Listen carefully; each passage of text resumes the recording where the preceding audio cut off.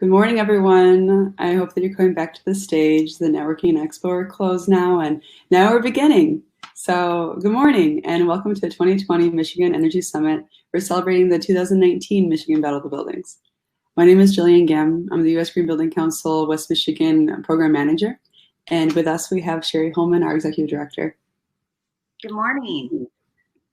So, we're really excited and happy to have you here today and to be sharing some great conversations with you over the next 4 weeks as we count down to the announcement of the biggest losers of 2019 on November 19th. So don't miss that. While we're really sad not to be here in person and be sharing the day with you, we are navigating through our new normal. So we want to remind you that we have some amazing exhibitors here today. Some of you have already visited them this morning. They will open back up at 11:30 when the presentations conclude. And, these professionals are here to help you reach your energy, your carbon, and your indoor air quality goals. So I just can't push it enough that I want to make sure that you visit these people. And I also want to highlight something because our Detroit 2030 district, who has a booth, has a guest speaker in their booth today. So we're going to be talking about ZNE all day today this morning. And they're going to have Diana Nash from Energy Services, and she managed a local project in Detroit, the IBEW Center, which is a net zero building. So they'll be talking about that. So sometime between 11 and 30 as you're navigating, 11:30 and 12, as you're navigating around through the exhibitors, stop in, talk to Diana and Connie. Yes, the networking. Many of you have already been to the networking earlier this morning, and there's going to be more later. There's people from across the state and beyond, and some of you have connected with folks that you've already met, and hopefully some fresh faces, right? So the networking and exhibiting booth, as you see on the left side of your screen, will be open from 11:30 to 12 after this presentation. So I want to let you know that 2020 marks the 7th anniversary of Michigan Battle of the Buildings. And what started as just a West Michigan energy competition has grown into its own with a statewide presence, an example across the country. That's right. And, I say this every year, and I get to say it again this year. We are still the only statewide energy competition of its kind across the country. Although I will tell you that I think our days are numbered. We've been doing some mentoring in other states lately, and I think we're going to see another competition come up in another state. But, great. We're still going to get to say we're the first. So, and then another new thing that happened this year was we kicked off the Detroit Energy Challenge with our partners at the City of Detroit and the Detroit 2030 District. So if you have a building, if your building is inside the city limits of Detroit, in 2021, you're going to have a second opportunity without doing anything. You don't have to do anything. You're going to have a second opportunity to be deemed a Detroit Energy Champion in 2021 for your energy reductions during 2020. So before we introduce our first speakers, I just want to take a moment. I want to thank our partners. Nonprofit organizations like the USGBC of West Michigan are particularly vulnerable during these hard times. And we're just so thankful to our visionary partners at the state of Michigan, Department of Energy, Great Lakes and Environment, at Consumers Energy, and at DTE. They're pushing this important work of energy and carbon reduction. A big thank you to Bergman, who continues to ensure the integrity of our competition with their third-party certifications each year of our winners. And of course, a big shout out to the Detroit Lions, the JW Marriott, Odawa Casino. They've donated some awesome prizes and that we're going to give away on the 19th. So stay tuned for that. And we also have DNVGL and the Pace Loan Group here, and they're participating as session sponsors this year. So, it takes a village to keep a nonprofit going, and we're so grateful to them and to you that all support our mission for sustainable buildings and a sustainable planet for generations to come. And before we begin, I want to get some housekeepings out of the way with you folks, right? So right now you're talking to us, or rather we're talking with you on the main stage, an auditorium if we were going to be in person. And then on the right-hand side of your screen, you see there's a chat. There's a chat for the stage, as if like it was going to be a microphone, you talking to the stage. And then there is an event, which means wherever you are on this platform, you can see that chat live. As well as there's going to be polls too. And please participate with those as we go throughout the panel and the keynote speaker. It's a way to engage with all of us.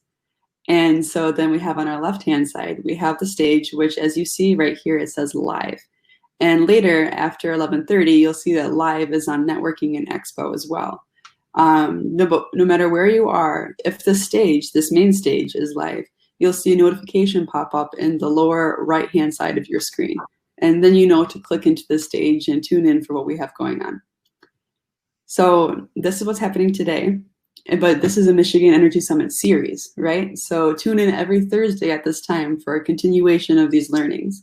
We're gonna have these for the next 4 weeks coming up, and you have to register for each of them separately. So go to the Michigan Battle of the Buildings website to be able to register for those.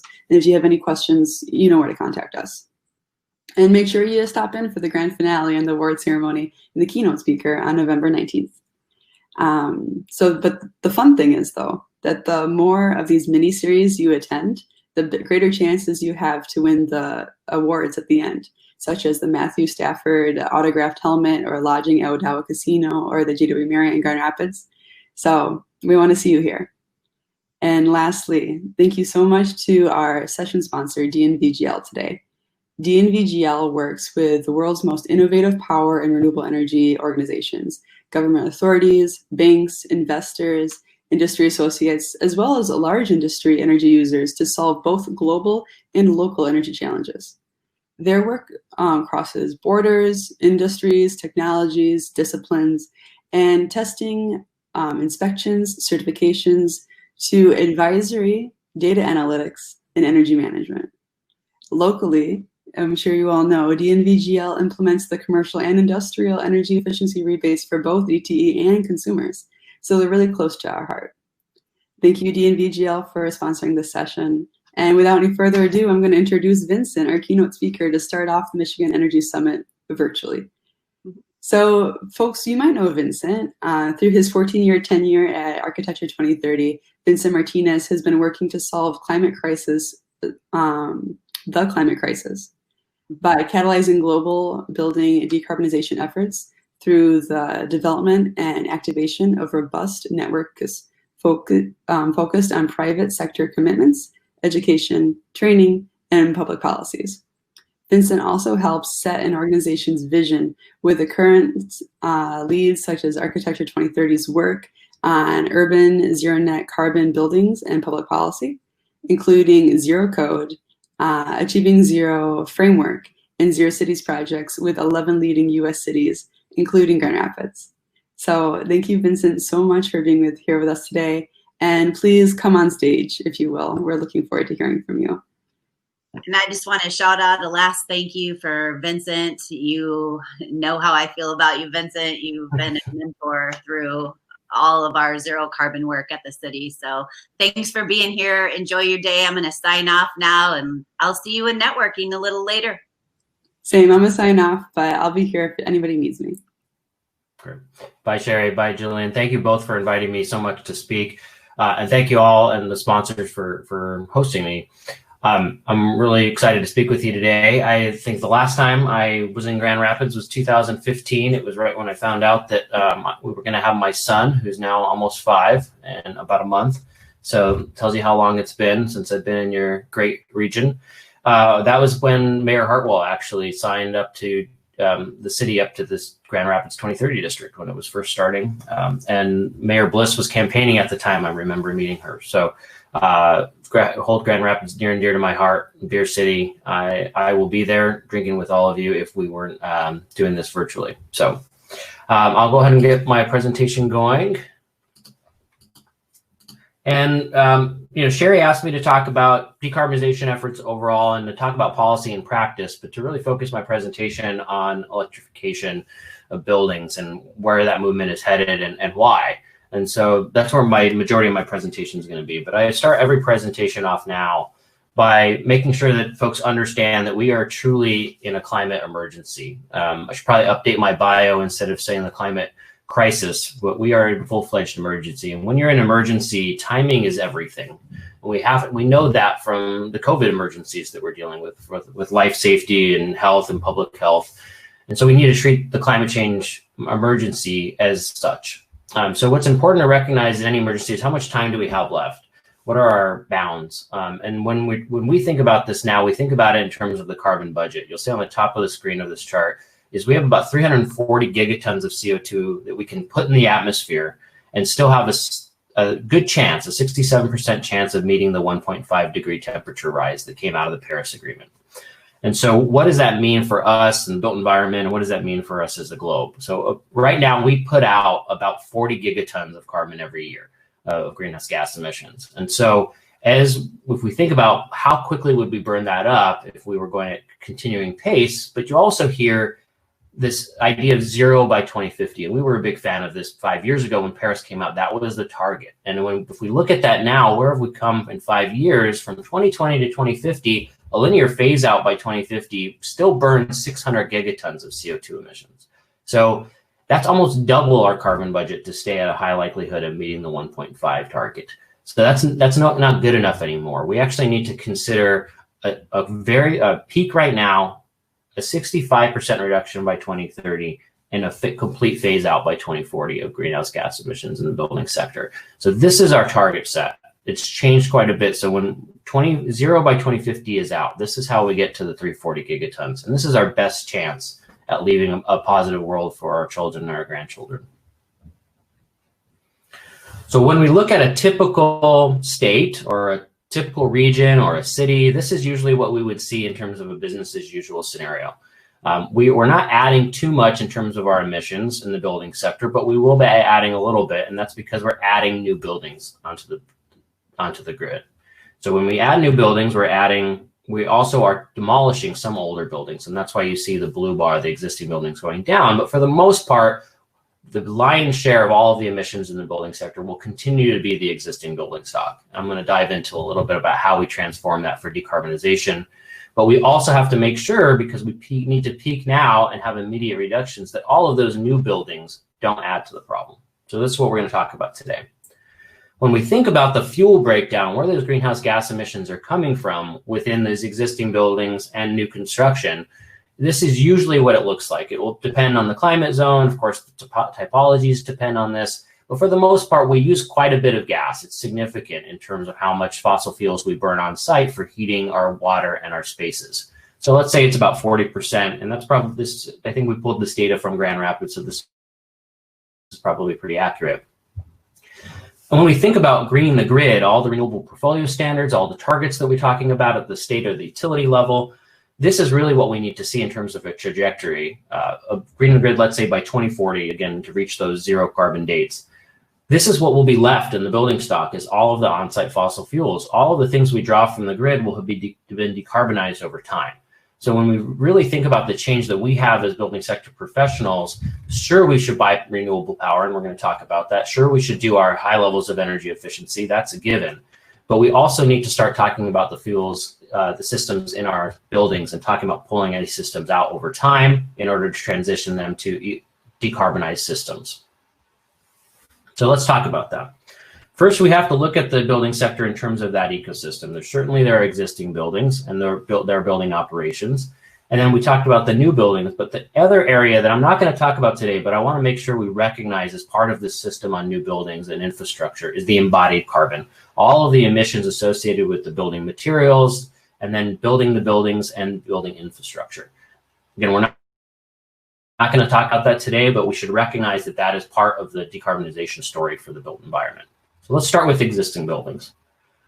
Now, first off, we know that urban environments, cities that we all live in, are responsible for about 75% of all energy consumption and greenhouse gas emissions, just these urban environments. And of those, buildings are the major culprit within those cities. So in certain cities, we can see up to 3/4 of the energy consumption and greenhouse gas emissions devoted to the buildings. But even in the clean grids and the lower density areas, it can still be almost half of the buildings are responsible for about half of the emissions in the city. So again, 75% of the emissions in the globe are happening in cities. About half to 75% of the emissions in cities are happening in buildings. You are the drivers of climate change, and you are part of the solution of climate change if we're going to make it. But when we think about all of those buildings, it's not a one-size-fits-all scenario. There are hundreds of thousands of existing buildings, even any given city, sometimes millions, if like New York City, for example. So how do we get to decarbonize those buildings over time? Well, first we have to think of what buildings will be affected. And we'll think of the district in this case, because the Grand Rapids has a district, but this could apply to your region. So we have to think about, are building types going to help us segment this? Are building sizes, large or small buildings, going to help us figure this out? Because about half of the emissions come from a very small set of large buildings, and the other half come from a very large set of small buildings. So how do we think about that differently? How are we going to have different policies or practices for owner-occupied buildings versus renter-occupied buildings? These are kinds of things we have to discuss. Then we have to think about how are we going to decarbonize them? Are we going to use prescriptive approaches about energy efficiency improvements, electrification, swapping out gas and fossil fuel systems for electric systems? Are we talking about renewable energy systems, either at a district scale or on-site renewables or off-site procurement? These things can be prescribed. We can do upgrade our insulation. We can upgrade our windows. We can change out our systems. Or can we look at performance targets, greenhouse gas emission targets, fossil fuel caps, energy efficiency targets? These are the things that allow for design flexibility for different packages of measures that might come in rather than a prescriptive set. So why will we use these in different terms? And then when will we do these upgrades? We want to make sure that these upgrades come in when they're at the least cost, when systems are already changing hands, and we call these things building sector intervention points. These are points where it makes sense to do these kinds of upgrades over time. So let's talk a little bit about building sector intervention points. So these are things like capital improvement cycle. Many of you own and manage large assets. You have a capital improvement budget. You know when you're going to be doing upgrades in your building. That's a great time to do the decarbonization upgrades. That's when your boiler is at the end of its life. You know, to make those upgrades when you're planning on doing all the windows, you do those at the same time and you plan it into your capital improvement cycle. And then there's other specific points, like when you buy a new building, that's a great time to do it. When you're leasing or before you move in, so that you're not disrupting when you're in the building to do those renovations. When you're already planning on doing deep renovations, and again, we mentioned equipment replacement. But also we have to think about life safety and resiliency upgrades. Not too familiar with West Michigan's issues on resiliency, but certainly when you're working on those types of upgrades, that's a great time to do the decarbonization at the same time. And the benefits, again, here include reduced costs. When you're already doing the windows and you do more efficient windows, there's a smaller premium. When you're already replacing your boiler and replacing it with an electric system instead of replacing it with another gas system, again, less cost. Less disruption of the occupants. We mentioned that about before you move into the building or before a tenant moves in. Those are great times to do those upgrades. And then we also recognize there's financing options at many of these. When you buy a new building, you're engaging in a financing structure that you can have low interest and expand it into multiple years or multiple decades in terms of the financing payment. So these are really great times to follow building sector intervention points when we do these upgrades. And over time, we can start to decarbonize that existing building stock following these interventions. So it's not going to happen tomorrow. It's not going to, somebody's not asking you to flip a switch and make all of these changes, but we need to start planning for this. And the sooner we start to do this, the easier it will be. If we wait on the policies that are required and the practices that are required to make these upgrades in order to reach those carbon goals, that curve is going to get steeper and steeper and steeper to decarbonize the built environment. And it's going to get harder and harder and harder and less financially lucrative. So these are the things we need to start now. Should mention that all of this is on a website for a policy framework called achieving-zero.org, and you can take a look. There's quite a bit more resources here on these concepts of intervention points. I'm going to pivot now and talk about new buildings. Now, we mentioned about all the new buildings coming online, and all those new buildings need to be zero emissions right now. And in order to do that, they need to come in highly energy efficient. And so we need to make sure that Michigan adopts the latest model energy codes that are coming out of the International Energy Conservation Code 2021. That's going to be published here in the next couple months. In the next couple weeks or days. It's supposed to come out at the end of October. It's got great energy efficiency improvement for both commercial and residential. We need to make sure we're using the best model energy codes. so that our buildings come in without a huge demand. And then we need to make sure that those new buildings don't burn fossil fuels on site that we're just going to have to pull out later or decarbonize later in order to meet our carbon goals. So we need to do this up front. And I'm going to spend most of my presentation talking about this topic.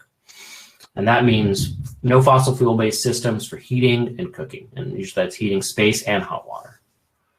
And then we need to make sure that if all buildings are all electric, that they're powered by carbon-free renewable energy. And that's where we've been spending a lot of our time. Sherry mentioned, Jillian mentioned in my bio, the Zero Code Renewable Energy Standard. That is now officially part of the IECC. So the Zero Code's idea was to say that it's internationally applicable. It's a building code standard for commercial and institutional and mid-rise and high-rise buildings. It's the predominant building types that we're building across the world. And what it says is that new buildings should bring with them their own carbon-free renewable energy, so to make sure that there's zero emissions, and then we should make sure that that renewable energy is new to the grid. Call that additionality or impact. We want to make sure we're not just trading around a bunch of carbon credits or renewable energy credits, that we want to make sure we're adding capacity to the grid and helping it decarbonize faster through the demand of the building sector. American Institute of Architects petitioned for our Zero Code to be part of a voluntary appendix in the International Energy Conservation Code 2021, which was passed as submitted and will be available again in the next coming days or weeks as that's introduced.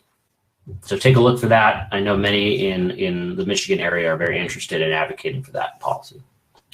Now, in terms of electrification, on a policy perspective, you saw this come last June when Berkeley, City, California, outside of San Francisco in the Bay Area, had the first ever gas ban in the United States.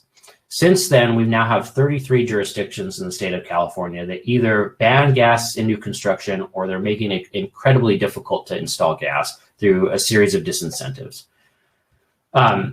What's very interesting about this is the dual fuel utility, PG&E, Pacific Gas and Electric, in that region came out in support of the Berkeley policy. They're recognizing that to maintain both of these sets of infrastructure into the future, into a decarbonized future, was really not in their best interests, and they want to move towards an all-electric infrastructure and start to pull out of their gas infrastructure. They recognize this is the direction that we should be heading, and they support this about not continuing to expand the infrastructure for new construction. And since then, it's not just California. In the Northeast, the New York City mayor is pushing for this in terms of banning fossil fuels. We're also looking at New Jersey is looking at heavily reducing their natural gas use by 2050. Maine is going big on heat pumps, which we're going to talk about later, and as part of their process. Seattle, where I am based, is looking at a gas ban for new construction. And then the governor of New York is actually investing heavily, $2 billion into electrification initiatives to combat climate change. So money is going towards this effort as well.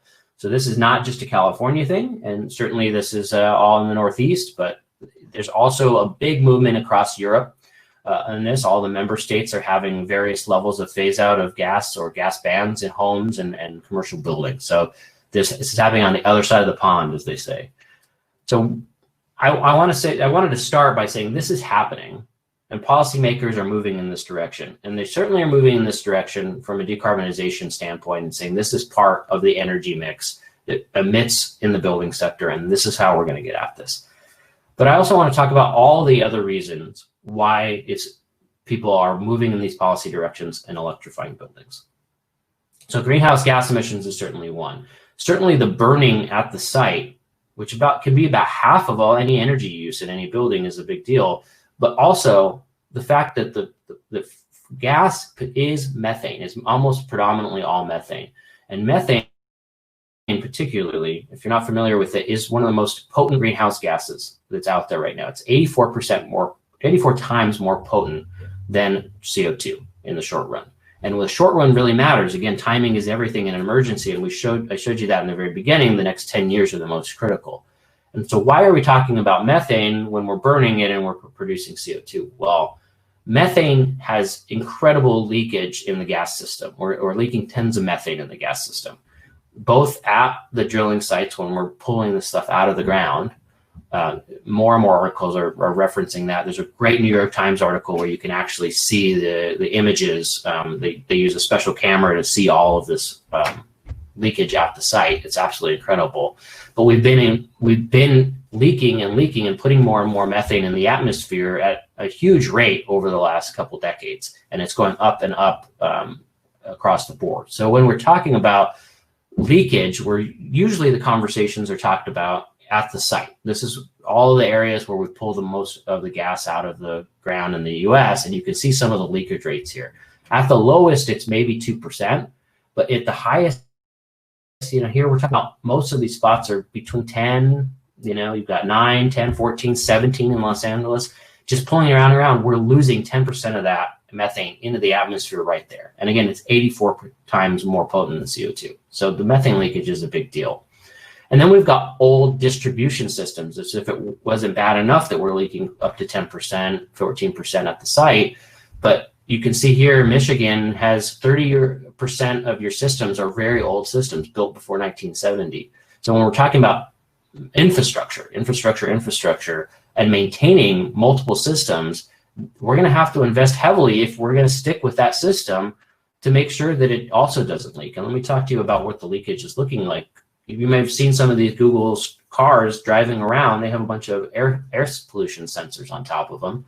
And this is what they found. This is Chicago. I don't have data for Michigan, but this gives you an idea. A leak in the gas distribution system every 3 miles. In some cities, it's every mile.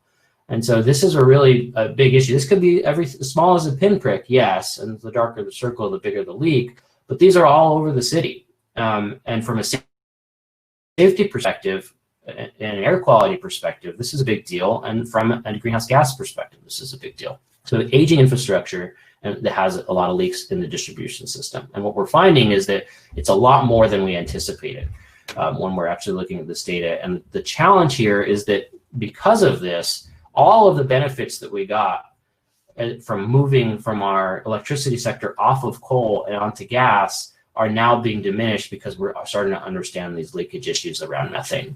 And so gas has now become the biggest driver of global emissions. And we're responsible in the building sector. The building sector, and this is Michigan, these are the top states that are producing direct emissions from our buildings. You can see that gas use in Michigan is high, and it's the 4th largest state to produce, right alongside Pennsylvania, almost tied there in terms of producing greenhouse gas emissions in your building sites by state. And that's coming from the gas. This also doesn't include any of those methane leaks. And then we're also continuing to expand the gas infrastructure, even though we know that there are these issues. And Michigan, you can see here, is ranked number 6 out of the states that are expanding over the last, between 2013 and 2017, the gas infrastructure. So not only do we have these issues with leakage, but we're continuing to expand this issue. So why else are we electrifying buildings? Why is this happening in California policies and New England policies and in Europe? Human health aspects. So you might have seen this opinion piece in the New York Times back in May of last year. It was written by a former Rocky Mountain Institute managing director and a New York Times columnist. And it was, your gas stove is bad for you and the planet. And really provocative image here. And there was an opinion piece and there was some great information there. Just last week, I just updated this presentation. On October 15th, there was a long-form journalism article in The Atlantic, Kill Your Gas Stove. And let me tell you what's in both of these articles. Why are they talking about this? When they're looking at air pollution, again, there's no boundaries for air pollution. It crosses state by state. You know this in Michigan. This happens all over. Clean air and clean water are not local issues. They transcend boundaries. And what we're finding is that all of this building pollution, things that are coming out of your tailpipe in the building, out of your stacks and your vents, from heating your buildings with fossil fuels, are responsible for about 1/4 of all premature deaths in 2018. 28,200 deaths are due to buildings burning fossil fuels on site and emitting them. We'll dive deeper. We're going to break this down.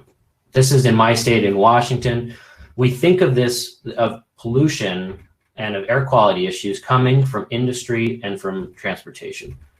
But if we look at this chart, we can see the data says otherwise. Annual premature deaths in Washington from combustion of emissions has been predominantly from the building sector. And the reason for that is we really don't regulate that the same way we regulate industry power plants and cars. And we're producing very harmful chemicals that the EPA has been regulating in outdoor areas, but has not been regulated in indoor areas. And that's things like nitrogen dioxide and carbon monoxide. We also have leakage in our homes, in the pipes, the distribution pipes in our homes that are getting this out into our lungs and into the air quality in our home, but also into our community. And this is an equity issue as well. You know, we're starting to see higher pollution levels in older homes, in smaller homes, typically is correlated with low income and certain communities of color. So this is an equity issue. So you have groups moving. This is Mothers Out Front, who you might have heard of, Sierra Club, Physicians for Social Responsibility, and Rocky Mountain Institute produced this report, Health Effects from Gas Stove Pollution. And what we're seeing is that all of these pollutants that are coming off of the gas stove are because many times they're not properly ventilated. They're not on all the time. You're cooking your kids boiling water for your pasta for your kids, and they're standing right next to you asking you, hey, when's it going to be done? And they're right in the forefront. They're the ones that are inhaling all of this pollution right from the gas stove right away before it can go up the stack. So this is where we're starting to see this now become a family issue and an issue for our children. And the issue, especially for the kids, is they breathe faster, they have higher physical activity, they have higher lung surface ratio because they're smaller, they're smaller bodies, and then their respiratory systems are immature, so they're not able to filter out these pollutants the way that we would as adults. And so what we're starting to see is that they're starting to break down their defenses. It's affecting their brain chemistry. They're not able to learn. They're not able to breathe as well. And more studies, including this one, came out that correlates now that children living in homes with gas stoves have a 42% increased risk of incurring asthma. And then a 24% risk of that being asthma being a lifetime issue. So we think about the learning disabilities, we think about the asthma issues and the health qualities of our children. And this is, again, yet more an equity issue because the smaller the space, the less space that those pollutants have to dilute. And so those children that are living in smaller homes that don't have access to healthy homes and ventilation, they're the ones reaping all of these pollutants into their lungs and affecting their bodies and their futures. So that's another reason why this whole electrification movement is moving forward in areas like California, Europe, and the Northeast, and why we're going to see this happen more and more, because this isn't just a greenhouse gas issue. This is also a human health issue. And if that weren't enough to move needle, you know, for our kids' health and for the planet's health, the economics are now moving into electrifying buildings. So this is a report that came out just recently about how some of these economics affect home buying purchases. If we think about every time we build a new building or a home and we install dual fuels, we have to hook up the electricity. We just, you know, we live on electricity, and we're hooking up these gas infrastructure systems in order to heat our water and do our cooking. We run a pipe in, $6,000 to $15,000. These are some estimates that came out, I think, in California. So I'm not sure how expensive it would be in Michigan. It might be something similar, might be more because your thaw and your ground issues. Then to run the piping in the building, $750 to $2,400. And then to do all the ducting, so you got to vent all those gases out, remember all those pollutants out, another maybe $500 or $1,000. So add all of that stuff up, that's added cost to the construction that you would get rid of if you went all electric and went with one fuel system. And so Rocky Mountain Institute has now put out a number of different reports on the new economics of electrifying buildings. I will provide a caveat. Most of this is in the residential sector. More and more research is coming about how we do this in various large commercial building types, and we can talk about that in the Q&A. But we're really looking at heat pumps for hot water, heat pumps for HVAC system, and induction cooking. So then they're looking at very high efficiencies, and we're going to dive into all of the details about these technologies. But what they're finding is that the mixed fuel, this is actually cheaper from a 15-year net present value cost. It's cheaper to build and operate an all-electric home. Certainly the greenhouse gas emissions are lower, and that's not including methane leakage again. And then the cost comparison of just the upfront costs are also cheaper, again, because we're not adding all those other infrastructure pieces, all of the distribution systems in the home, and all of the venting and duct work. You also save some space because you don't have as much ducting if you're going with ductless heat pumps, for example. So across all metrics, it shows that it's cheaper. And we're gonna do some myth busting here as well that I know is gonna come up. So let's just talk about the technologies. Now, first off, I want to say that electrification doesn't work unless you have a high energy efficient building.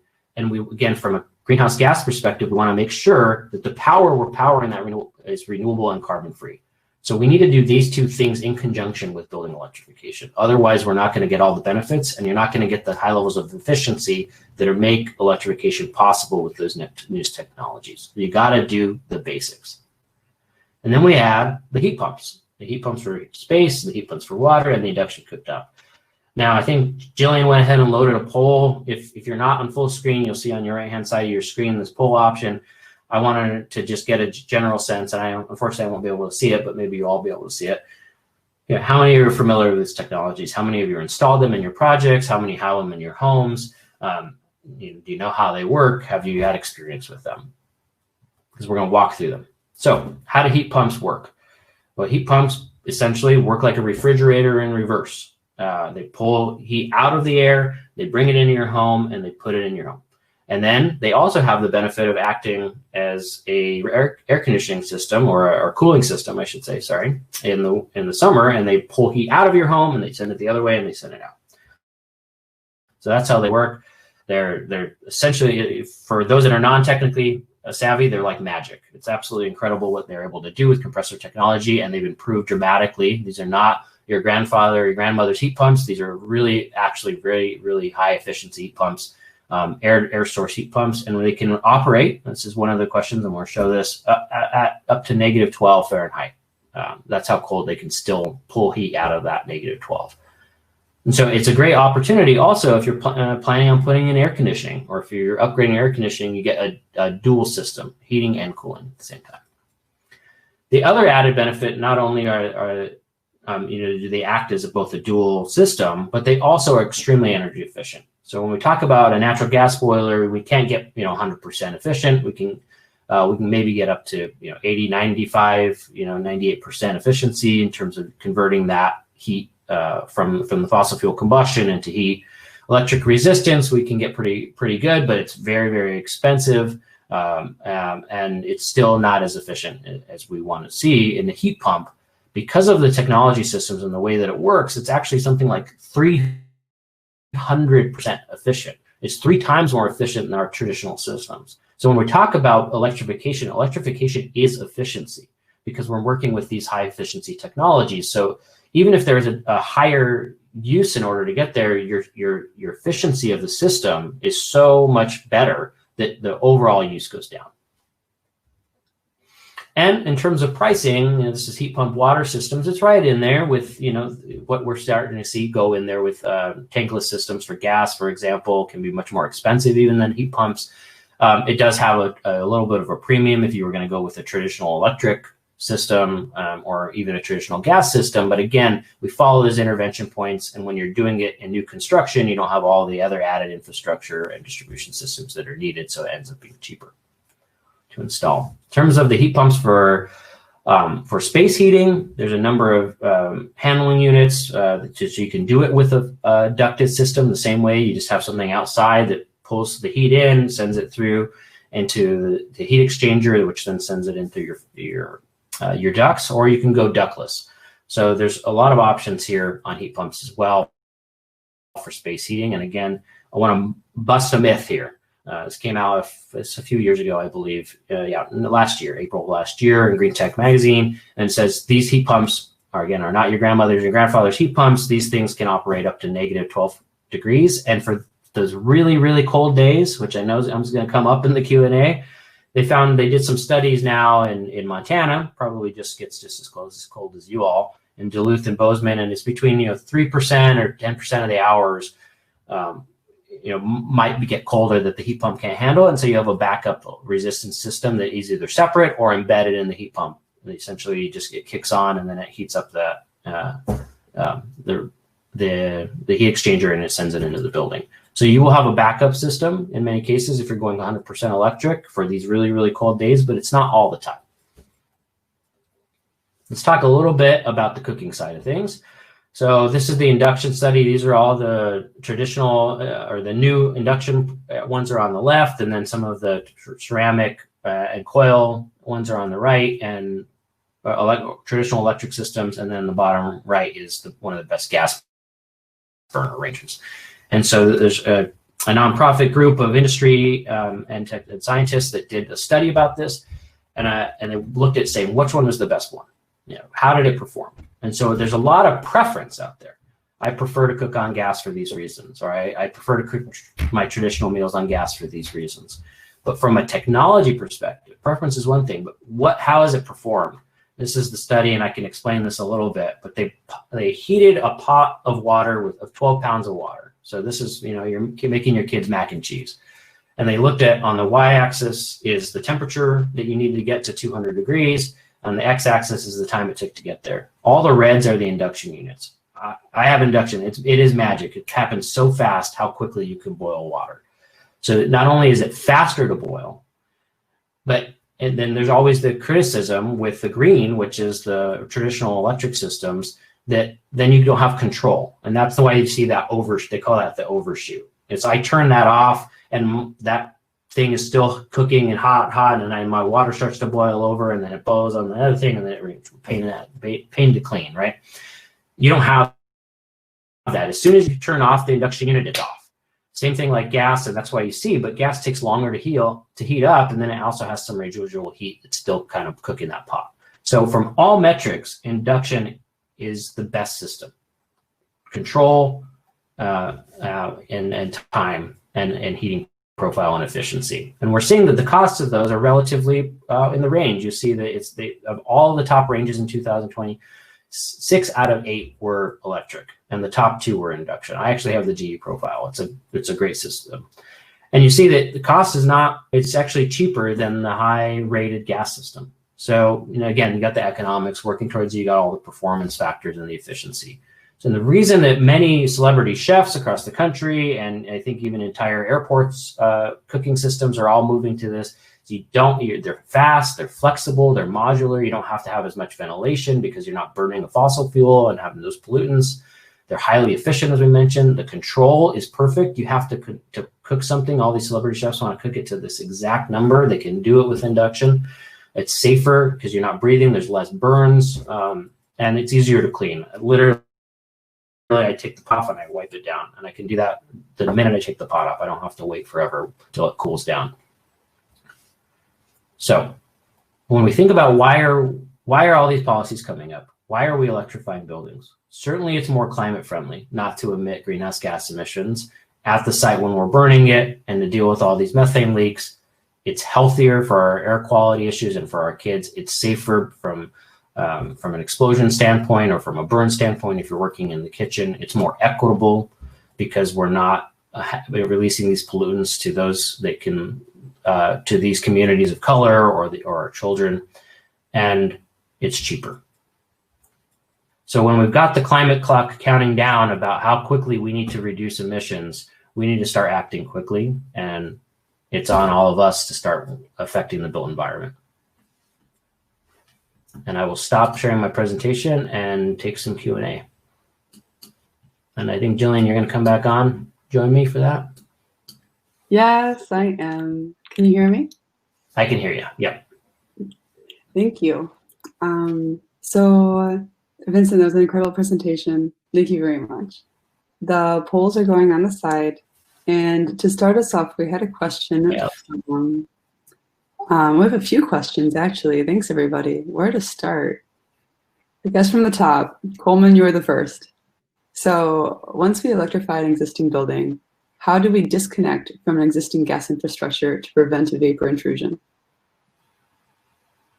Yeah, that's a great question. I've seen a little bit about this, and I have to admit I'm not an expert and I haven't seen it firsthand, but it takes quite a bit of money from the utility to start to disconnect everything. And in particularly from, and I'm not sure inside the building, but from the meter all the way down to the main can be quite an effort. And so when we think about how do we transition away from these fossil fuels and these distribution systems into electric systems, we have to think about a just transition, and we have to think about how do we scale this. So this transition is not going to happen where, you know, an elite that can afford it is then going to take out their system, and then the utility is going to bring all this equipment in and shut their line off all the way down, and we're going to do it piecemeal. We need to start thinking about these at a district scale, which is why, you know, something like this is so powerful in terms of a concept that if a community can start to move in these directions, to incentivize it, to get it into the infrastructure by looking at economies of scale and saying we're going to package our buying power to get a bunch of heat pumps at the same time, to do all this installation at the same time, then the utility can come in and they can disassemble it and decommission it at the same time. So I think that's what's going to help us. I don't know about the technical aspects. I think was more of that question in terms of the intrusions. But in terms of the scalability, it's really important to recognize we shouldn't be doing this in a patchwork. We should be doing this coordinated. Then from a technological perspective, who would we contact to talk more about those? Talk to the gas company. I mean, they're the ones that will have to do this, and this is not unheard of with people getting off of the system. And it is certainly part of their conversation, part of their business model. They provided it to you, they can take it away. This is not something that will become your responsibility from the meter down. This is their responsibility. But you have, there's a lot of paperwork saying you're not going to ask them to put it back in and all this, this other work, and that's fine. But everything after the meter is your responsibility. And so then I would say you have members in your district, service providers that do gas installation, and they take it out. I just had my gas water heater that broke, replaced with electric, and they capped my lines and made sure everything was safe. As they took out that individual system. It's not all my systems, but they're trained to do that. Yeah, you just recently had a personal experience with that, didn't you? I did. One step at a time, and it was at a building sector intervention point. It was when that system failed, because that's when it was more economical. I'm in the same boat as everybody else. As much as I want to just pull everything out all at once, we have to look at extending the life and making sure we're getting the most value out of this. And when the upfront costs require us to do those things. Right. So Coleman, if you have a follow-up question to that, feel free to put it in the chat. I think James Yerk it sounds like a specific question he has. It says, what was the cost of the natural gas and electricity used in the economic study? I believe it was, they were each specific to the city that it was done. So I think the one that I showed was, where was that? Minnesota? Did I show Minneapolis, I think? So I look at that. I think I included a link, source link in the slide deck, so we'll get that out to you. And they have all the individual numbers, but it's local energy costs, whatever those are. And I don't know, we'll have to see what that compares to your region. I imagine they're pretty close. I tried to pick as close as I could find to your region. I'm asking, sorry, I don't have that. Can you find that link? I'm asking our team in the background to find that link for you, James. So Jack asks, what design considerations are there for heat pumps in cold weather environments? Specifically, how do we avoid auxiliary heat efficiency losses with heat pumps? All right. So I did some research on this yesterday in preparation for this question because I knew it was going to come up. From what I can tell, based off the same study we just referenced, the Minneapolis one, which you can look at, or you can look at that Green Tech Media article, which references a different RMI study, is they say for these cold climates, you really have to make sure you know what you're doing and do it right from the beginning. So high energy efficiency, really efficient envelope, and make sure you have a lot of losses. And then they also recommend doing the solar so that you end up having better utility rates and you don't have to buy as much of that electricity out. But from a heating perspective, you have to make sure you're very, very efficient and tight, which also could require additional some ventilation and decoupling your ventilation system and making sure that stays on. Otherwise, you end up having other types of pollutants in the home. So we don't want sick building syndrome here, where we made these really, really tight buildings in order to install a heat pump and then we didn't ventilate them properly. We need to do all of this stuff together.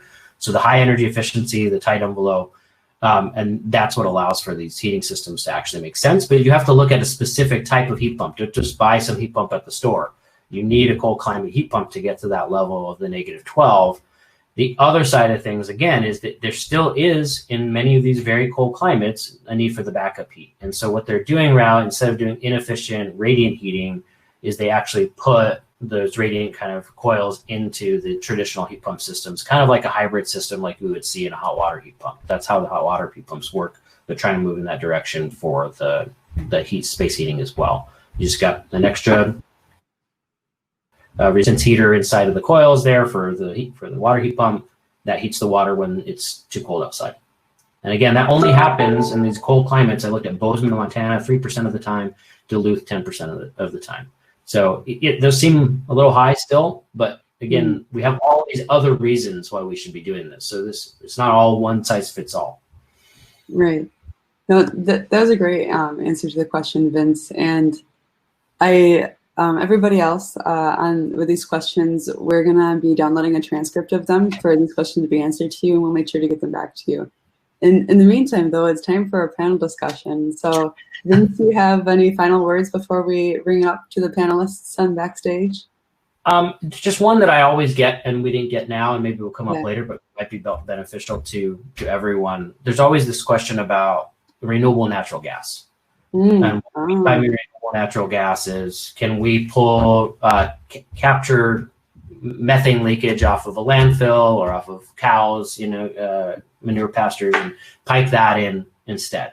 And there's great information on Rocky Mountain Institute's website about this, but the two main arguments on this that I've heard are that there's not a lot of that out there right now. Even if we captured it all, it's not enough to power all of the buildings that we're using right now.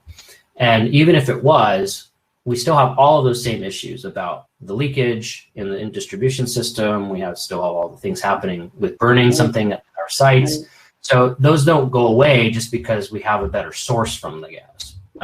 The other side of things is, if there is some leftover things that we need to combust, let's combust them where they need to be combusted in industry. Let's pipe them to those high energy users that actually need that level of heat, as opposed to our homes and our businesses where we actually have another solution set. So it's not that we can't use it at all, or we should never use it again, or there's not opportunity for these things and we should let the methane from the landfills go up in the air. Let's use it appropriate and optimally. And then let's start to pull back on this aged infrastructure that we've experienced. Thank you, Vincent. Thank you for the ending comment. And folks on the call, Vincent is the COO of Architecture 2030. And thank you so much for being with us today, Vince. We would love to have you in person, but until next time, I guess, right? It's maybe next year we'll be able to see each other. So now for folks on the call, we are transitioning to our panel discussion as well. So folks who are going to be in the backstage, can you add yourself to the front? And the Vincent has already disappeared. Thank you, Eric. And so Eric Doyle is the one of the panelists today. And we have Eric Doyle, Yvonne Miller, Peter Skornia, and Annie Cook, who will be our moderator today. Eric Doyle is the Director of Business Development for Catalyst Partners.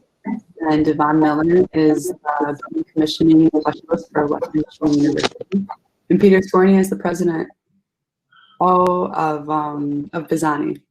And each of you have, hi, Celia. Sorry, sorry, Celia. Celia, not Annie.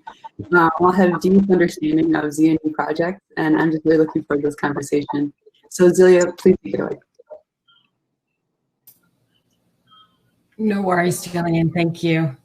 So Celia Hogue, I'm a senior engineer working on the Consumers Energy Zero Net Energy pilot program that has just recently, in the last 6 months, made the transition now to be all electric for our customers. So the project now has to be all electric and pursuing zero net energy performance. Anyway, I'm really honored to be here and moderating this panel with our experts. I'd like to kind of get started to the first question that I have for all three of you. You know, in his introductory remarks, Vincent spoke about building electrification not only being necessary, but now an expectation for the built environment and our communities in order to reach those carbon reduction goals. during this, climate emergency. So you are part of this panel today because you are all pioneers in this on your own projects and in this field.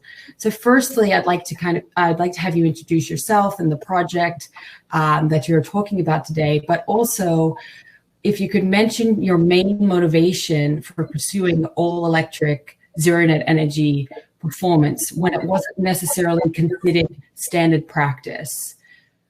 So Eric Doyle, would you like to go first? Sure. Good morning. I'm Eric Doyle. As was mentioned, I'm the Director of Business Development for Catalyst Partners. We're a sustainability consulting firm based here in Grand Rapids. We focus on building efficiency and health and well-being of a variety of different building types, commercial and residential. We went through the process of renovating our own headquarters building about 10 or 11 years ago. And at that point in time, we made the decision to go all electric. So like was mentioned earlier, we have that kind of empty gas meter on the outside of our building, but we've been operating all on electric power for the last 10 plus years. And it started with doing extreme efficiency measures to the shell of the building to make sure that we could be able to do that.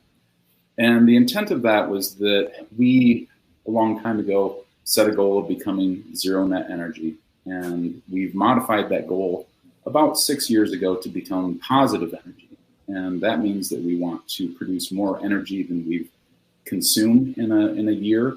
And the reality is that we've been operating for a long period of time and taking energy. So we want to be able to give back and be able to offset that.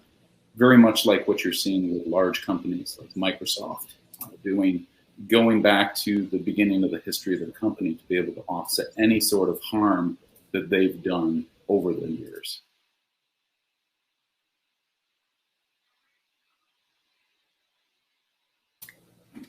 Devon Miller, would you like to talk about your experience in your project? Sure, thanks, Cecilia. Yes, my name is Devon Miller once again. I'm the Building Commissioning Specialist for Western Michigan University. And,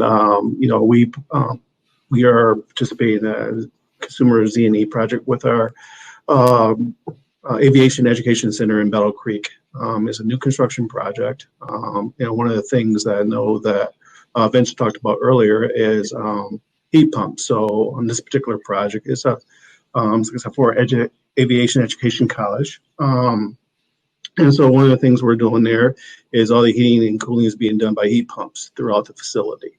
And so this was the reason why we wanted to kind of jump in with this pilot program is because it kind of fit right in with our design guidelines. So one of the things that here at Western we're trying to do is, we're trying to be better than with, 30% better than what the published energy code is. So, we want to look at opportunities to look at, various technologies to help us, be more energy efficient where possible. So in this particular building, we're using heat pumps, as I mentioned earlier.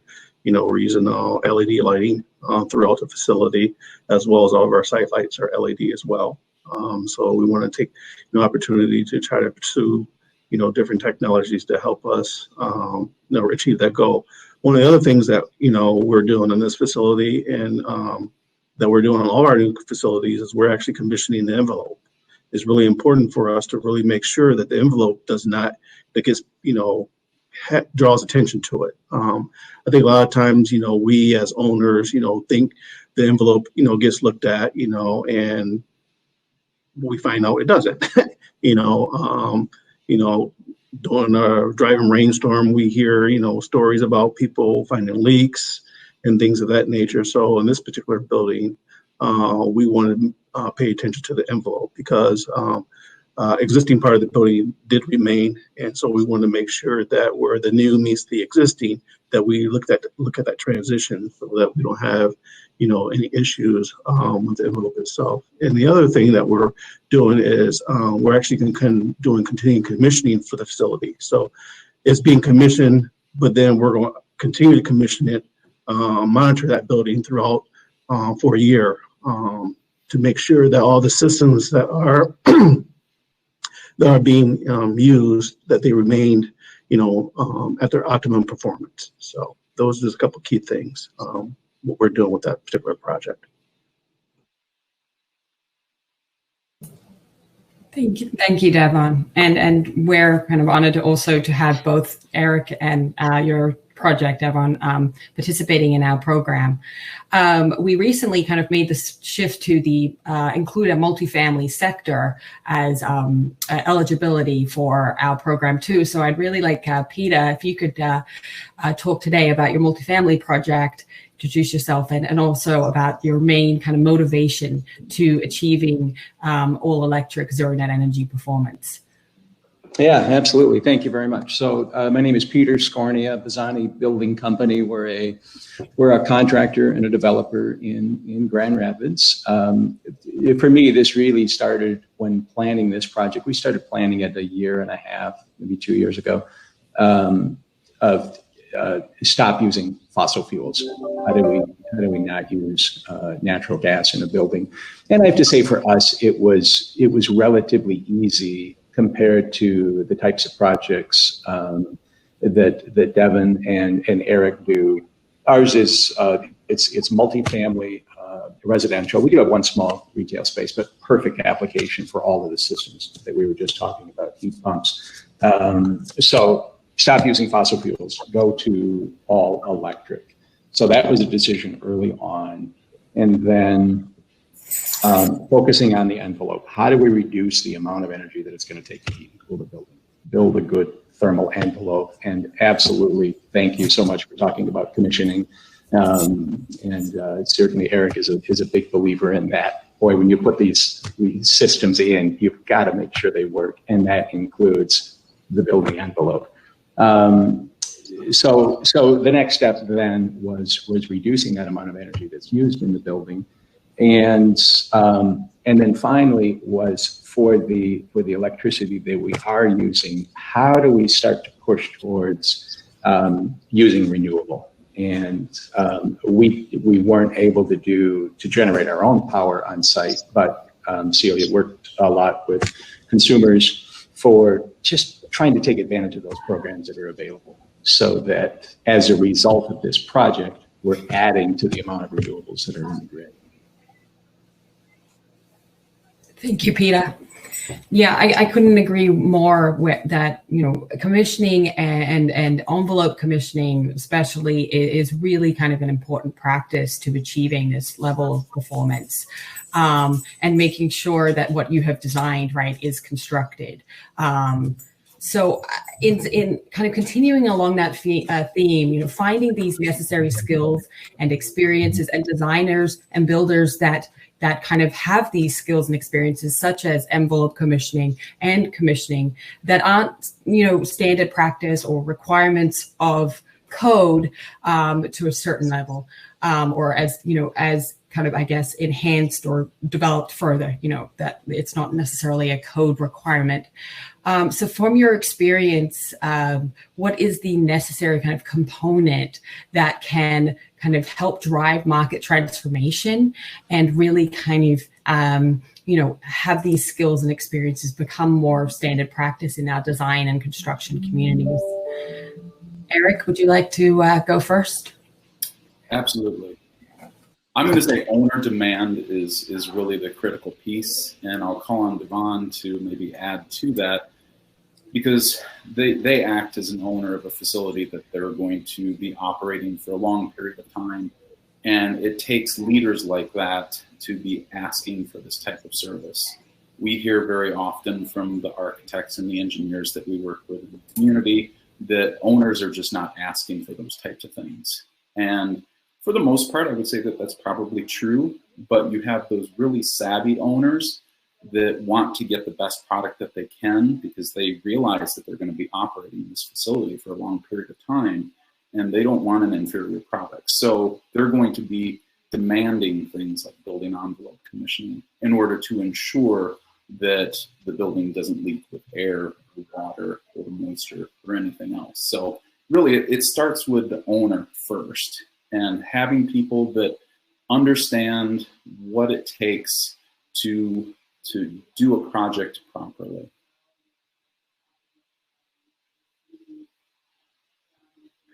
Thanks, Eric. Appreciate that. Yes, I agree with Eric. I think it does have to start with, the building owners. But then again, you also got to have, people like Eric, and partners that you have to rely on too. And lucky for us, Catalyst Partners is a partner on this project with us, because they're actually serving as a lead administrator for us on this particular project. And we have our architect that integrated that is working with us as well on this project as the architecture, and then PBA out of Detroit, that's actually the engineer of record for us that doing the system. So it really relies on the professionals and the owner itself. Like I said, we at Western, we have what we call our facility life cycle design guidelines. One of the things that Eric pointed out is these are buildings that we're going to have on campus for a long period of time. And it's really important for us that it gets designed correctly, but then we have to maintain it for a lifetime of the building. And so we want to make sure that we have systems in place that are going to be here on campus, that are going to be maintainable for us to maintain. And that's where the commissioning piece comes in hand, with, now Eric Catalyst does commissioning, but they're going to ensure that, our building staff understands how these systems operate. Not only they're going to go through with a fine tooth comb and make sure these systems operate, but then they're going to work with us and, make sure that we're adequately trained on how to maintain these said systems. Because one of the things I was pointing out about Vincent and others is that, we're in this age now that technology is going to play a really important, a key piece for us to get to these buildings and make them more efficient. A lot of us, I think most of us on the video here, were in college when there wasn't any cell phones. Our cell phones were the bag phone. And so most people probably listening may not, our younger younger people don't remember that, but, we didn't have cell phones back then, when we were in college, and so now not only, when you get a cell phones change every single year, it's like, so technology is going to keep coming, is going to be there. It's going to be a key component. So, these systems are going to become more and more efficient, and most of the people that, that we have maintaining these pieces of equipment are, still old school. They have to, be retrained to be able to maintain these systems because they're newer. They're not the systems as Vincent mentioned. They're not your grandpa's, heat pump system now or how it was. They're a little more efficient. So that plays a key part as well. Yeah, I think that that ongoing life cycle is important in so many ways there, right? That you're measuring the efficiency, which can simply be done by what your electric bill is, right? That's one thing I love about this system is that once you're up and operating and you're all electric, boy, that's a pretty darn good measure of how efficient your system is operating, is just watching your electric bill, right? Watching what your consumption is. And one of the things that we like about the heat pump system is it's relatively easy to change out if there is a problem with it, with the mini splits anyway. And again, this works well for our relatively small apartment building, that you've got one head in each unit and you've got a compressor up on the roof and the line set that connects them. The technology is amazing. But in terms of the overall system, to look at it in the various components, it's pretty straightforward. And I would add in, I don't know if we're really on that topic or not, but it came up quite a bit about in Vincent's discussion about fresh air, and we've mentioned heat pumps quite a bit, but also energy recovery ventilators, and that we have a mechanical system that provides fresh air into the space. And I think that's something that the code needs to get up to date on. That technology has been around for a while, but from a code standpoint, you're still allowed to, as long as you have large enough windows that open enough, boy, that needs code. But is that reality? Are people really going to do that? And the energy recovery ventilator is just is a great way of getting fresh air into the space without losing all of the energy that you put into conditioning that space. I didn't explain that very well, but so that's I think it's another added component from a system standpoint to be thinking about. Thanks, Peter. Yeah, I agree with you all. I think reducing the operating costs by employing those strategies and training the workforce that are in charge of the operating of those buildings is kind of essential, right? Because how then will these buildings perform like they're supposed to or designed to without those strategies in place? But I also believe that committed owners like yourselves are kind of paramount to making that happen, and you still taking ownership after the building is constructed is not necessarily like standard practice today, right? So that is something where I think we just need to kind of push the industry forward to make sure that our building owners are staying committed to these projects. So I think, can each of you kind of expand more and say some of the lessons learned from your individual projects that you've worked on and what you would kind of do differently, I guess, next time? Eric? The lessons learned, I guess, just it's a practice that we always follow. We start with an integrative design process to make sure that everybody that's involved in the project is at the table from the very beginning to establish shared goals and make sure that those things carry on through the design and the construction process. Without that, you're not going to effectively and cost efficiently be able to create one of these projects. So that's really critical to be able to do that, to have everybody involved in that process. And for us, with our building 10 years ago, we did energy modeling. We did our own kind of cardboard box model to try and figure out how daylight was going to work in the space, but we actually did a physical energy simulation of it to understand how energy was going to be used over a period of time. And as we engaged into this pilot program for the Zero Net Energy program, we tweaked that model based on operations. We looked at all of our individual circuits for electricity to find out where energy was being used and where it was maybe being misused or not used properly, and then went back to that model to be able to tweak that and really better understand what it was that we could do to increase the performance of that. We've been operating in an EUI, or energy use intensity, of below 20 for the last 10 years. And the pilot program required, I think, an EUI of 25 to begin with. So we were already there, and I was hoping that we would just get that check when we entered the program, because we had done a lot of that work a long time ago. But we also knew, too, that we could, even though our building was super efficient already, there were things that we didn't do in that initial renovation that we wanted to do. We just didn't have the appropriate amount of money to be able to do that. So it's been a continuous process for us to look at the building, make sure that we're operating it correctly. We made some tweaks with our thermostats that helped with our energy efficiency by a couple percentage points. And that makes a big difference when you don't spend a lot of money, but you actually pay attention to the energy that you're using and focus on that to be able to get to increased energy efficiency before you even start considering throwing additional photovoltaics or other renewable energy pieces onto your project, which is really one of the last pieces that we need to do to get to that point of being positive energy.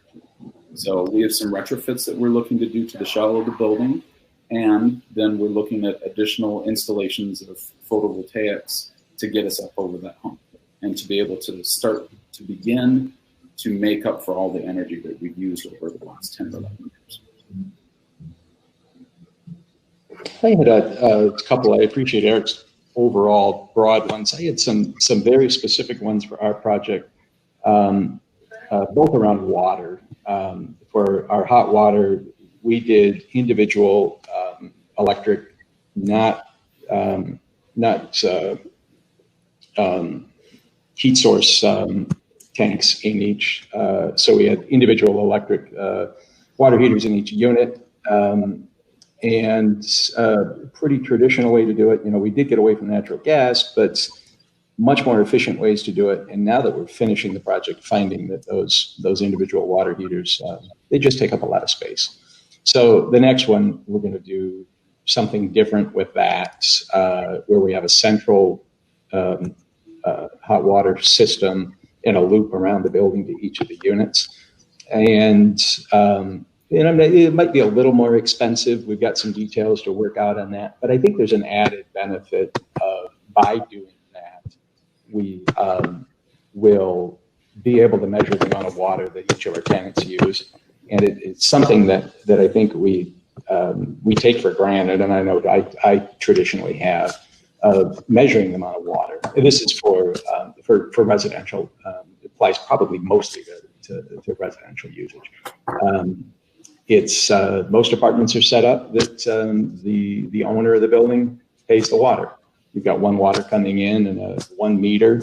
You pay the city, and the tenants, they don't need to do anything about it. LEED does a great job of focusing on water saving fixtures and appliances and such, but there's no measurement on it really afterwards. So I think by changing our hot water system, we're now going to measure that amount of water, and probably won't even charge the tenants for it, but let them know what it is. And then I think that leads to another, just a broader goal of involving the users of a building in that life cycle of the building, so that maybe we're setting some goals for what our energy target should be, or similar to what Sherry does with the Better Buildings Challenge.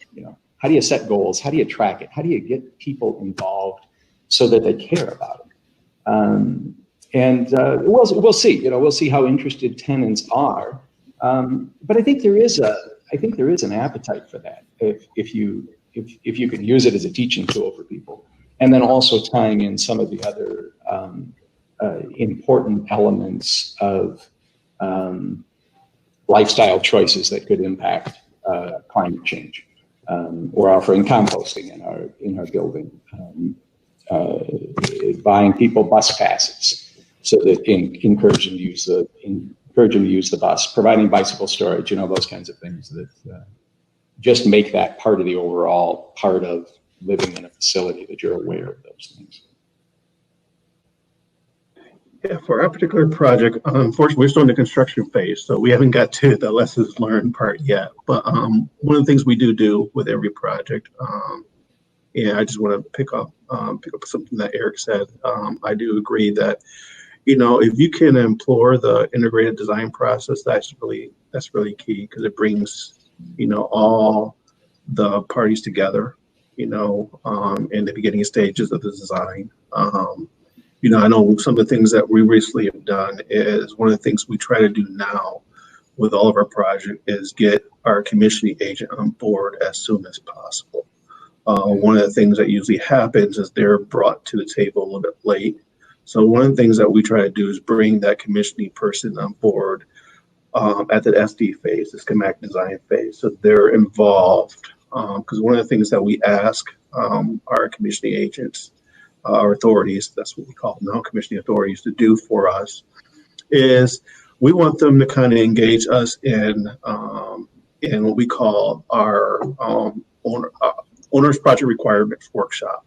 So one of the things that they do is they sit down with us as owners, and they just walk us through what we want this building to be, how we plan to operate it, what's the intent of the building, and they kind of work with us in, setting goals and milestones and things of that nature, so that, all of us are on the same page. And this includes us, the designers, as well as any other, people that are going to be working on a project. So I think that's a key part to it as well. So. Yeah, I couldn't agree more, Devon. I think, and that's why you're West Michigan was so kind of a perfect fit for our program and what our requirements were, because we do have that owner's project requirement at the very kind of early stage, so that, you know, everyone involved, and I love how you brought on the commissioning agent so early, to make sure kind of everyone involved does have that common goal and does know what is going to be targeted for the project, and so that we can kind of hold each other accountable, right, to achieve that. So we've talked a lot about kind of reducing, you know, energy consumption and electrification here, but I would like to hear from you all. And Peter, you mentioned water as one of these components. I'd like to hear from you all about some of the non-energy benefits that you, with your projects, have experienced on both the construction and operation phases that also obviously help to kind of reduce, you know, greenhouse gas emissions in the long run. So Peter, did you want to go first there? Sure. Yeah. Thank you. You know, from the construction standpoint, I really think the starting with the conversion to all electric that really focused mostly on the HVAC system overall simplified the process. We ended up with a design that greatly eliminated ductwork in the building. In fact, we have almost none. We don't have any ductwork that connects an individual apartment to another one. Each unit has its own standalone HVAC system, which I really love from a construction standpoint. During the construction phase, it allowed us to get a unit done, get it turned over, move on to the next one. And from an operation stage, which we're just getting into, but I gotta think that's gonna be very helpful. That we don't have one piece of equipment that could fail and turn off a whole portion of the building. You know, we're never reliant on one big air handling unit or one chiller or something like that. You know, that's a couple of examples from a construction and operation standpoint that I think helped. It was overall a cost-effective system because we are a market rate building. We have to be cautious about how much we're spending on things, and then when we carry that all electric over into the kitchen, and Vincent talked about this with electric stoves. We didn't do the induction, but that is definitely one we're going to do on the next project. But still having all electric stove, getting natural gas out of small apartments, and the health benefits that come from that. I've always loved that about your project, Peter, that there was such significant health benefits to the tenants. If you're talking about Bradley Station specifically, it's a wonderful project. I actually think that Sherry included an MLive article about Bradley Station in the chat for folks who are interested in learning more about that. I'd like to get a few questions from the audience answered before we end our panel discussion. If I don't know, Celia, would you like me to read them? Would you like to read them? Do you have a preference? Oh, you can go ahead, Julie. You can read them. Yeah. Thank you, Celia. Coleman, about at the beginning of the talk, he had asked, in what ways do you properly ventilate your building while properly insulating your building envelope? Can we read it again? Oh, Devon, maybe you are on mute. Julie, I'm sorry. Yes, can you repeat the question, please? Yes, of course. Coleman had asked, in what ways do you properly ventilate your building while properly insulating your building envelope? Ventilation versus insulation. Oh. You want me to go first really quick? Go ahead. Yeah. So ventilation, we use an ERV or energy recovery ventilator to exchange the heat for the fresh air that we have coming into the space. As far as like the insulation piece, as I mentioned, that's a key component to making our building all electric and very energy efficient. And we're still working on that. Tied in with the ventilation piece, we put in a variable speed controller to be able to have finer control of that, which helps with acoustics, which answers Celia's question from before. We've seen some improvement with acoustics there. And insulating the shell of our building even more. We're in a 100-year-old building that is 16 inches of terracotta tile without a whole lot of insulation. When we go through that process later this year or early in the spring, we will be experiencing something that doesn't relate to energy, and that is thermal comfort piece. So having walls that are not cold during the winter, even though the ambient air temperature is 70 degrees, it's going to make you feel more comfortable. So that's how we address it. I think ours was pretty similar. We did new construction on Bradford Station, wood framed building. First time I've done this, but we did insulation on the outside of the studs, so that you have a layer of insulation all the way around. And this is code required now, or pretty much is. I think there are ways around it, and relatively simple from a construction standpoint. We did a little better than code on our insulation value. I think that's we went with Eric in the energy model, spent a lot of time on that of where do we spend money, how much more are we going to spend on insulation, and you quickly we found anyway to a diminishing return. So we went beyond code, but not that much, and found that was a sweet spot from the energy code. But then on the ventilation side, absolutely having that energy recovery ventilator was key, so that we're balancing the need of fresh air. We got to have that way more than code required minimum, or anticipating that people are going to open their windows to get fresh air. So the ERV, you're constantly getting fresh air into the space without giving up all of the energy that went into it. And then one more detailed one, we did ventless dryers for the laundry. So you're not exhausting that air right out of the space. And we pretty much did the same thing. As I mentioned to you guys before, this project's unique because we had new, marry existing. So one of the things we did do is address insulation in existing walls, as well as new windows. So I think all the windows were replaced with energy efficient windows for where the existing part of the building was. So those areas were basically, if it wasn't caught in the drawing, that's where the commissioning authority came in and say, hey, these are things you need to be doing, because we want to make sure that we address any possible leaks. So they've been picking up a lot of things because they've just been outside, and we did a lot of testing too. I think that's a key point that we've been doing with the envelope. We've done water tests and air tests on the envelope and pull tests.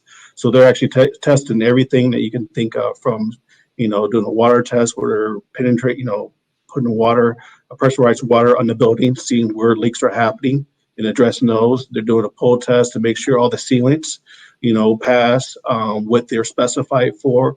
So we've gone up and beyond what you typically would do to ensure that, what was in the drawings is what we're getting. So that is something that that we're kind of went through.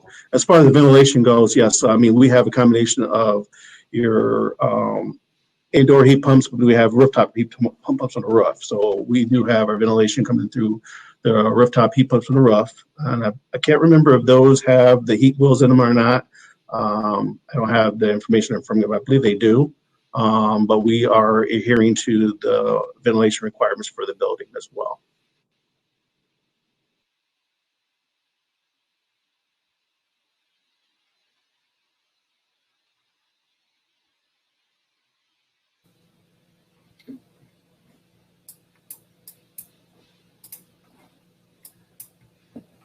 Did it freeze on me?